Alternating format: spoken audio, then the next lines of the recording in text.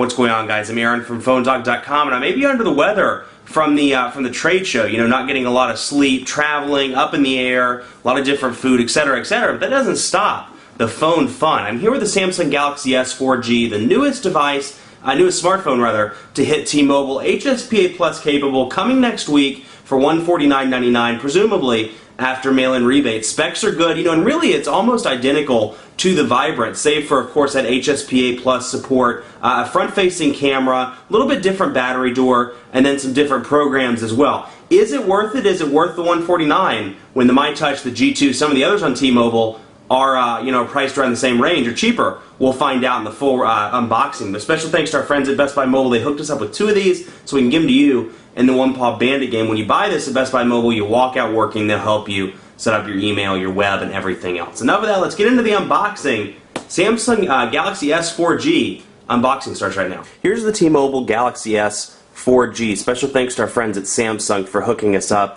with the PR unit. We always appreciate that. It's available as of the 23rd in T-Mobile stores, but the rumor going around right now is if you go to Walmart, you can pick it up today. But it's really more of a refresh of the T-Mobile Samsung Vibrant, more so than anything else. The back's changed, they've added the front-facing camera, and then of course the HSPA support. Specs are largely the same. 1 GHz Hummingbird processor, 5 megapixel camera on the back, 4-inch Super AMOLED display, and the design is nearly identical. Now in the box, talks a little bit about the features here. 16 gigabyte micro SD card included, along with the phone, battery charger, USB cable, SIM card, typical stuff, stereo headset, start guide, in terms and conditions. But I kind of like this nifty new 4G box. Let's open it up and see what's inside. Of course, the device. Pretty cool little revisions to the box. And then in here you have your typical, and I'm not going to spend too much time on this because, I mean, you know, at this point they're all coming with the same stuff. But you have your instruction manuals, things of that nature in here, health, safety, and warranty guide, terms and términos y condiciones, and T-Mobile handset recycling program in there. So, and then when you get down to the box, you have your micro SD adapter, which this is always nice for computers, for other things that have SD card slots. You have your adapter here, AC adapter module, USB cable, and then your earphones with some earbuds with some replacement earbuds as well if you lose them. Now these are actually pretty nice earbuds. Samsung does a great job of including pretty, you know, premium quality earbuds here. If you left and right, and they look good. I actually used a pair of these on the flight back from Barcelona yesterday, and these are fantastic earbuds. They work well when you're on a long trip. Let's take a look at the device, and you can see, like I said, front-facing camera there, top right-hand corner, and then you can see the back. The color's been changed on the back. Otherwise, you know, mostly the same. Let's see. We'll power it up. I've already put speed test on this ahead of time so we can play around with some of the network speeds and see what we get in the Charlotte metro area. But design-wise, very similar. Power button on the right side, volume rocker on the left. Still no camera shortcut button, and then a 3.5mm headphone jack on the top with that little door for the micro USB charging port, which I like. It keeps the dust out. It's pretty cool. But, oh, and this is running Android 2.2. That's another improvement. Now, you know, given Samsung's track record, I think a big concern for this device, people are going to say, well, are they ever going to update it to 2.3 when it's available for the Galaxy? Well, it's already available, but for the Galaxy S line.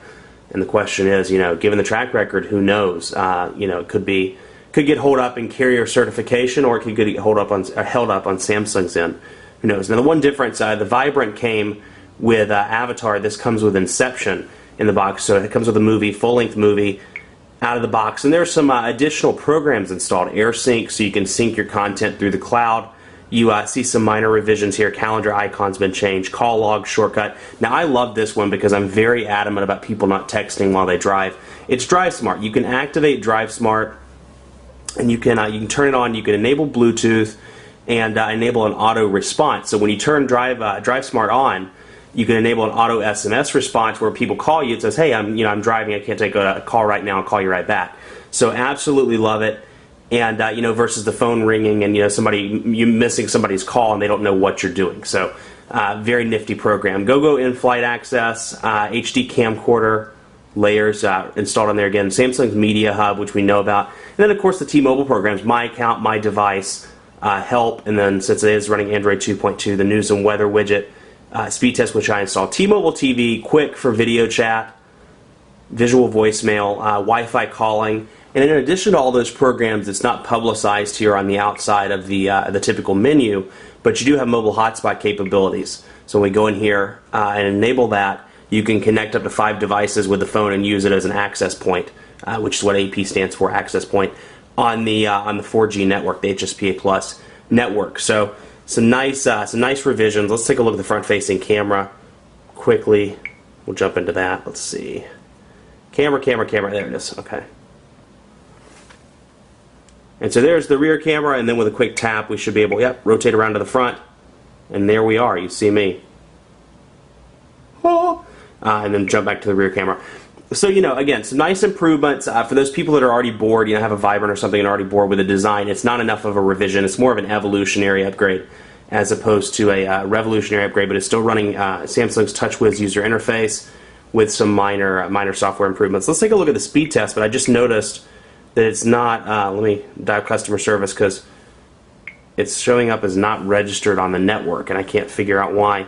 This is good stuff for live camera coverage because it's showing as not registered, and I don't know why. Now, another thing which I didn't mention in the beginning, the battery has been improved as well. 1,650 milliamp battery as opposed to a 1,500 milliamp battery that came with the Samsung Vibrant. So you do get, you get some nice improvements. They've lowered the price, and really in comparison to other things like the T-Mobile MyTouch 4G by HTC, it really puts it in a more competitive playing field with that lower price and with some of these upgrades. So I don't know why it's not registered on the network.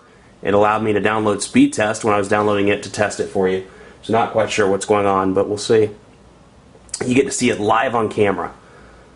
Let's see here. Searching. It's preparing the external SD card.